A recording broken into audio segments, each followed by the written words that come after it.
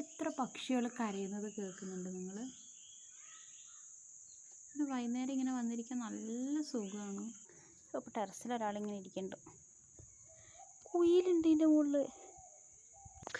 ഞാൻ കണ്ട് ഇതിൻ്റെ മുകളിൽ കുയിൽ പോയി. ഇതാ വേഴാമ്പൽ, കുയിലല്ല സോറി, വേഴാമ്പൽ. ഇതുണ്ടോ? അയ്യോ എൻ്റെ ഫോൺ ഇതായിപ്പോയി, അല്ലെങ്കിൽ കാണാമായിരുന്നു. ഈ ഫോൺ ക്ലിയർ ഇല്ല. ഓരോരോ പക്ഷികളിങ്ങനെ പറന്നു. വേഴാമ്പലുണ്ട്. ഇത്ര നേരം അത് കരയുന്നുണ്ടായിരുന്നു. അവിടെ ഉണ്ട്. അതാ ഇപ്പോൾ പറന്നത്. ഇതിൻ്റെ മുകളിൽ നിറച്ച് പക്ഷികളുണ്ട് കേട്ടോ. കുഞ്ഞു പക്ഷികൾ മുതൽ ഇതാ വേഴാമ്പൽ പോലും ഉണ്ട്. സൂപ്പർ. അതെങ്ങനെ ഞാൻ കാണിച്ചു തരിക? അതാ ഈ ഒരു ഭാഗത്തുള്ളത് കാണില്ല. മനസ്സിലായി കിട്ടുവാണെങ്കിൽ ഇത് പറന്നു പോകും. അതാണ് എനിക്ക്. മുകളിലൊക്കെ ഉണ്ട് പക്ഷികൾ. വീഴുവൊന്ന് പിടിയാ. വേഴാമ്പലേ,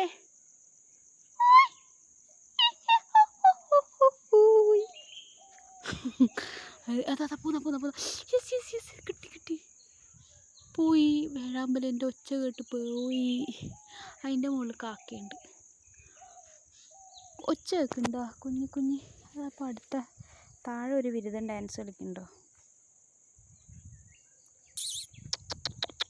അങ്ങനെ നോക്കുന്നുണ്ട്.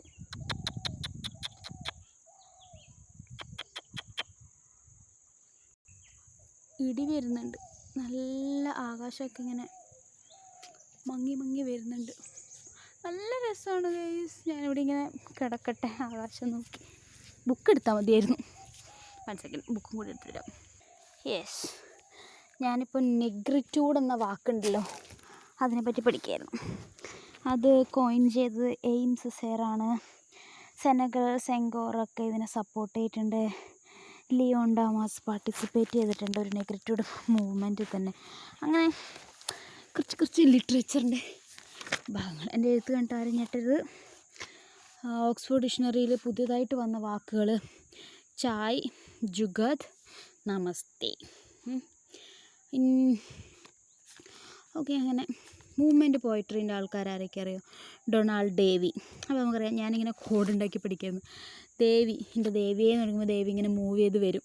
ദേവി, ദൈവങ്ങളൊന്നും കളിയാക്കല്ല കേട്ടോ, അങ്ങനെയൊന്നും എൻ്റെ അടുത്ത് പറയില്ല. ദേവി, ഡൊണാൾഡ് ഡേവിയാണ്. ദേവിന്ന് ഞാൻ കണക്ട് ചെയ്തു. പിന്നെ എലിസബത്ത് ജെന്നി, എലിയും ഇങ്ങനെ ഓടിക്കളിക്കില്ലേ, അതുപോലെ തന്നെ ജോൺ വെയിൻ ഞാൻ എൻ്റെ വെയിൻ ഞരമ്പ് ഇങ്ങനെ. എൻ്റെ ഗായ്സ്, ഒരു പക്ഷി, ഓറഞ്ച് കളറുള്ള പക്ഷി. ഇതാ കണ്ട, അടിപൊളിയുണ്ട് അതിനെ കാണാൻ. ഇതെന്ത് പക്ഷിയാ? അയ്യോ, എന്തൊരു പക്ഷി. ഞാൻ അടുത്തില്ലട്ടെ.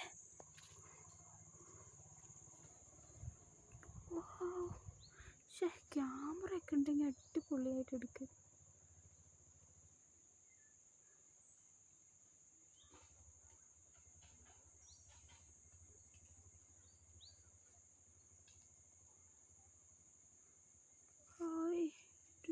അടിപൊളി കുട്ടാ. എനിക്ക് തന്നെ എടുക്കണം എന്നുണ്ട്, പക്ഷെ ക്യാമറ ഇല്ല. അയ്യോ, ഇതാ കറക്റ്റായിട്ട് വന്ന് നിന്നിട്ടുണ്ട്. അതിൻ്റെ കളർ എന്താ അറിയോ? ഓറഞ്ച് കളറിൽ ഒരു ബ്ലാക്ക്. ഞാൻ ആദ്യമായിട്ട് കാണുക പക്ഷീനെ. പോയി. മാമ്പൂക്കെ ഇല്ലല്ലോ, പിന്നെ എന്തിനാ ഇതിൻ്റെ മുകളിൽ കയറി ഇരുന്നിട്ട്? എന്തോ ഒന്ന് കിട്ടുന്നുണ്ട്. നിറച്ചതുണ്ടോ? അതാ ഞാൻ നേരത്തെ പറഞ്ഞേ, അതവിടെ ഉണ്ട്. ഈ സാധനം വേഴാമ്പൽ. അത് കുറച്ച് വലുതാണല്ലോ. നിങ്ങൾക്ക് ഭ്രാന്ത് പിടിക്കുന്നുണ്ടാവും, പക്ഷെ എനിക്ക് നല്ല രസമായിട്ട് തോന്നുന്നു. ഞാൻ എന്താ ഇതൊക്കെ എടുത്തു വെക്കുന്നത്? In future I am sure ഇതൊന്നും ഇവിടെ ഉണ്ടാവില്ല. മീൻസ് ഈ മരമൊക്കെ മുറിക്കും. കാരണം വീട്ടിൻ്റെ മുകളിൽ വീഴുന്നതിന് പേടിച്ചിട്ട് അച്ഛൻ എന്തായാലും മുറിക്കും. അതാ എന്തോന്ന് കൊത്തിക്കൊണ്ടാണ് പോകുന്നത്. അപ്പോൾ എനിക്ക് ഇങ്ങനെ കാണാമല്ലോ, ഇത്രയും പക്ഷികളും പൂമ്പാറ്റകളും പൂക്കളൊക്കെ ഉണ്ടായിരുന്നു.